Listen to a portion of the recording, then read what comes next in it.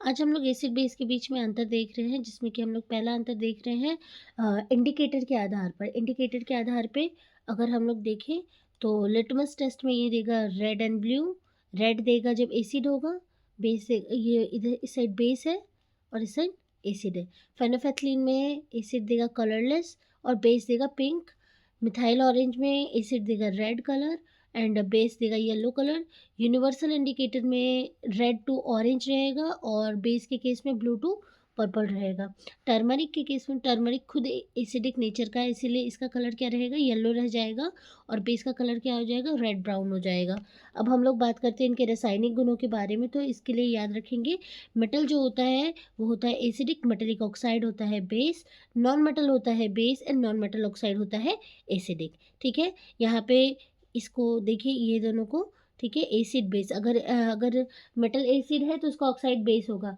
ठीक है, तो यहाँ पे नॉन मेटल के केस में भी वैसे ही हो रहा है। अब यहाँ पे देखिए हम लोग आयन कौन कौन सा होगा ये तो हमें पता है। और मेटल को अगर हम लोग HCl से रिएक्ट कराएंगे या किसी एसिड से रिएक्ट कराएंगे, क्योंकि यहाँ पे जो है हम लोगों को H2 गैस रिलीज होगा। ठीक है, और यहाँ पे एल्यूमिनियम, जिंक और एम्फोटेरिक नेचर के अगर कोई है तो ही रिएक्ट करेंगे बेस के साथ, अदरवाइज वो रिएक्ट नहीं करेंगे। ठीक है, क्योंकि यहाँ पे बाइकार्बोनेट देखेंगे, बाइकार्बोनेट के साथ अगर हम लोग एसिड को रिएक्ट कराएंगे तो क्या होगा, यहाँ पे हमको H2O और CO2 रिलीज होगा, ये मैं पहले भी बताई थी। और यहाँ पे नॉन मेटल, क्योंकि स्ट्रॉन्ग एसिड है, नॉन मेटल जो है वो स्ट्रॉन्ग एसिड के साथ ही सिर्फ रिएक्ट करेगा। ठीक है, और नॉन मेटल जो है वो बेस के साथ रिएक्ट नहीं करेगा, क्योंकि हम लोगों ने पहले ही पढ़ा था नॉन मेटल क्या होते हैं, बेस होते हैं। याद रखिएगा, नॉन मेटल क्या होते हैं, बेस होते हैं, इसलिए बेस बेस रिएक्ट नहीं करेगा। नॉन मेटल ऑक्साइड जो है, नॉन मेटल ऑक्साइड हमारा एसिडिक नेचर का है, तो नॉन मेटल ऑक्साइड हमारा एसिड के साथ रिएक्ट नहीं करेगा। अब हम लोग बात करते हैं नॉन मेटल ऑक्साइड की। नॉन मेटल ऑक्साइड क्या होगा, एसिड होगा, तो वो बेस के साथ हमारा रिएक्ट करेगा। तो यहाँ पे देख सकते हैं CO2 को NaOH के साथ रिएक्ट करेंगे तो क्या बनेगा, CaOH2।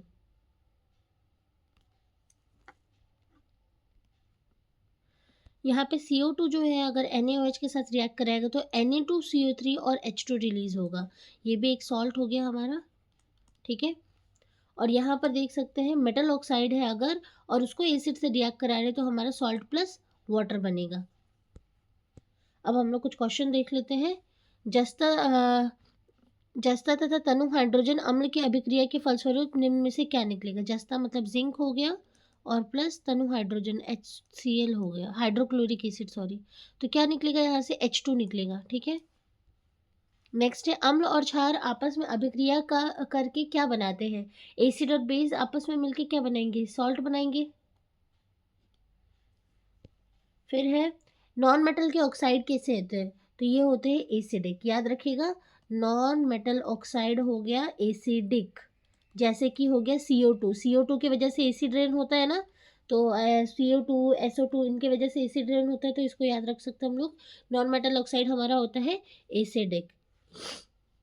फिर है हमारा निम्न में से किस विलयन का उपयोग दीवार की सफ़ेदी करने के लिए किया जाता है, तो कैल्शियम हाइड्रोक्साइड को हम लोग इस्तेमाल करते हैं, जिसको चूना पानी भी हम लोग कहते हैं। NaOH क्या है, NaOH हमारा क्षार है। और एसिडिक सॉल्यूशन या फिर अम्लीय विलयन का pH क्या होगा, 7 से कम होगा।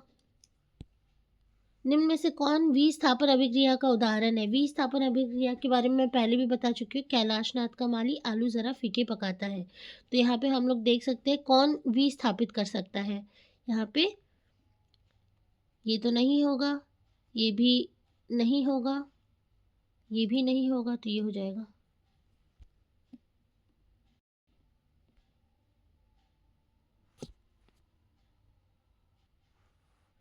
यहाँ पे कुछ और क्वेश्चन है, इसको देखते हैं। एसिड और अल्कली रिएक्ट करके क्या बनाएंगे, ये तो मैं बता चुकी हूँ। अधातु के ऑक्साइड कैसे होंगे, अधातु नॉन मेटल का ऑक्साइड अभी मैं बताई थी एसिडिक होगा। निम्न में से किस विलयन का, ये भी मैं करा चुकी हूँ। धातु एवं अधातु में अंतर बताएं, तो यहाँ पे ऑक्साइड और ऐसे उनके नेचर के आधार पे भी आप बता सकते हैं, 2 मार्क्स के क्वेश्चन है।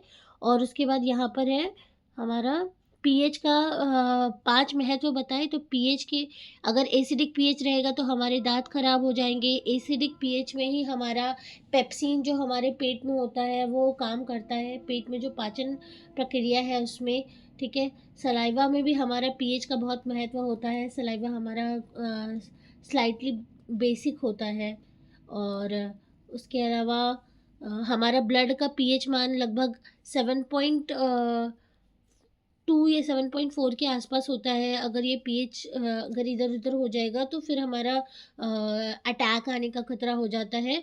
और इस तरीके से और भी एग्ज़ाम्पल्स आप ढूँढ के भी लिख सकते हैं। और अगला क्वेश्चन है हमारा, कौन सबसे अधिक अम्लीय है? तो जो सबसे कम होगा पीएच में वही सबसे अम्लीय होगा, क्योंकि यहाँ पे एक पॉइंट बता देती हूँ, यहाँ पे अगर 7 है, यहाँ पे 0 है और यहाँ पे 14 है, तो इधर जितना-जितना बढ़ते जाएँगे हम लोग का एसिडिक नेचर उतना ज़्यादा बढ़ता जाएगा और इस तरफ जितना ज़्यादा बढ़ेंगे उतना बेसिक होगा। ठीक है। अधिकतर धातुओं के ऑक्साइड क्या होता है? मेटल ऑक्साइड, यहाँ पे क्या बोल रहा है? Metal oxide. मेटल ऑक्साइड मैं बता चुकी हूँ आपको, बेस होता है और मेटल कैसा होता है? एसिडिक होता है। ठीक है, ये सारे प्रीवियस ईयर क्वेश्चन है। अमोनियम क्लोराइड का जलीय विलयन होता है, ये होगा स्लाइटली एसिडिक होगा। अम्ल के जलीय विलयन का स्वाद कैसा होगा? इसमें टेस्ट के बेस पे पूछ रहा है, तो यहाँ आप लोगों को पता होना चाहिए। फिज़िकल डिफरेंस पूछ रहा है, तो एसिड बेस का एक रिवीजन करा देती हूँ। टेस्ट के आधार पर जब होगा तो ये होगा खट्टा और ये होगा कड़वा, ठीक है। और दूसरा यहाँ पे अगर टेक्सचर के आधार पे अगर हम बात करेंगे कि इसको छूने में कैसा महसूस होता है, तो इसका कोई ख़ास कुछ वैसा नहीं पता होता है, लेकिन जितने भी बेस होंगे वो थोड़े से चिकने होंगे, पाउडर जैसे होंगे, ठीक है। और पीएच का मान, अगर पीएच की बात करें तो ये लेस देन 7 या ग्रेटर देन 7, ठीक है। यहाँ से तो ये समझ में आ गया, ये होगा खट्टा, इसका जवाब होगा।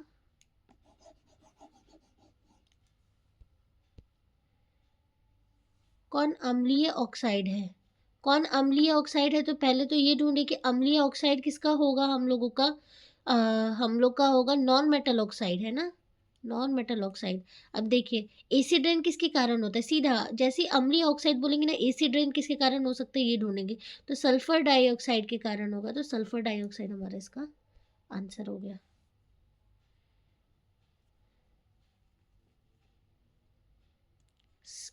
कैल्शियम ऑक्साइड होता है चूना, इसमें जब H2O मिलाएंगे तो ये बन जाएगा हमारा चूना पानी, कैल्शियम OH2, ठीक है।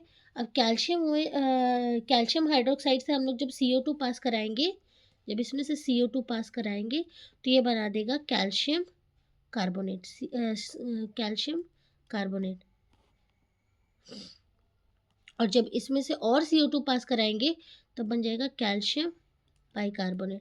कैल्शियम कार्बोनेट होगा तो ये धुंधला दिखाई देगा, लेकिन कैल्शियम बाइकार्बोनेट होगा तो ये ट्रांसपेरेंट दिखाई देगा, ठीक है। तो इसका क्वेश्चन का आंसर बन गया। जब CO2 को लाइम वाटर से पास करेंगे, इसी को कहेंगे लाइम वाटर, तो जब CO2 को लाइम वाटर से पास करेंगे थोड़े अमाउंट में तो कैल्शियम कार्बोनेट बना देगा, और जब ज़्यादा पास करेंगे तो कैल्शियम बाइकार्बोनेट बना देगा। तो कैल्शियम कार्बोनेट हमको धुंधला दिखाई देगा, मिल्की वाटर दिखाई देगा, और कैल्शियम बाइकार्बोनेट जब हमारा बन जाएगा तो ये क्या हो जाएगा, ये हमारा ट्रांसपेरेंट हो